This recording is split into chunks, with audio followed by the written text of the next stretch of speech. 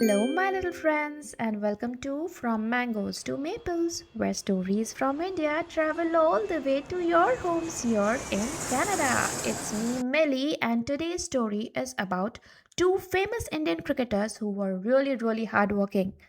They grew up together, motivated each other, and then became really famous. But, children, before we begin, I want you to meet two little sisters. These two sisters were named Aisha and Noor. They lived in a small apartment in Canada. Aisha was very young when her family moved from India. She remembered tiny pieces of her old home, the sound of traffic, her grandmother's stories, warm evenings on the terrace. Noor was born in Canada a few years later. For her, this country was home from the very beginning. The two sisters were very different in many ways. But they both saw something very clearly. Their parents worked very hard. The mother attended college classes in the morning to upgrade her degree and worked part time in the afternoon. Their father worked long warehouse shifts and studied at night for new certifications. Some evenings, the sisters would even see their parents quietly discussing bills at the kitchen table. Life wasn't easy. Money was careful, dreams were patient, and sacrifice was constant. Aisha and Noor loved playing soccer. They watched their classmates join private clubs with professional coaches, matching uniforms, and expensive gear. They wanted that too. But right now, it wasn't possible. Hmm. One evening, while watching a sports channel, they saw a story about two brothers from India, Irfan Pathan and Yusuf Pathan. The reporter spoke about their childhood in Vadodara. Their father worked at a mosque and did not earn much. The family lived simply. The boys often practiced on rough, uneven grounds. They shared equipment. Sometimes they couldn't afford proper training facilities. Sometimes they had to travel long distances for the practice. Conditions were tough. There were days of doubt, days of exhaustion, days when giving up would have been easier, but something powerful held them together. Their success was shared. When one brother improved, the other felt inspired, not jealous.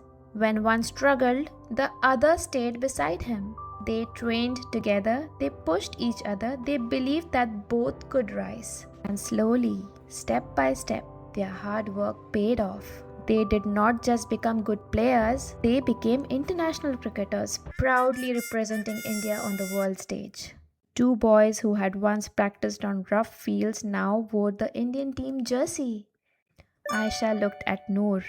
If they could do that, she said softly, maybe we don't need everything to be perfect either. So the next morning, the sisters went to the park. No fancy cones, they used their water bottles. No paid coach, they watched free tutorials online. No private training, they created drills for each other. When Noor felt discouraged, Aisha stayed back and practiced with her. When Aisha felt nervous before school tryouts, Noor said, I have seen how hard you work. Keep going. They made a promise. No jealousy, no comparison, only growth. Aisha brought patience, Noor brought boldness. They did not have everything, but they had each other. Months passed.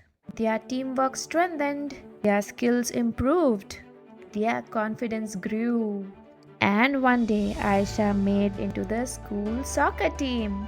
She ran home excited.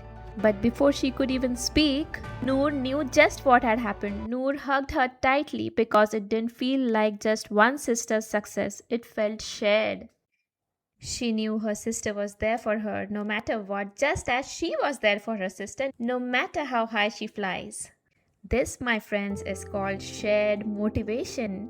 Shared motivation means encouraging each other to rise, especially when circumstances are not easy. It means believing that someone else's success does not take away anything from yours. It means choosing teamwork over comparison. When we grow together, instead of competing against each other all the time, even through tough conditions, we can reach a much greater height. It's your turn now to think, who in your life could you encourage this week? Your friend, your brother, your sister? Think about it so that both of you can grow stronger together.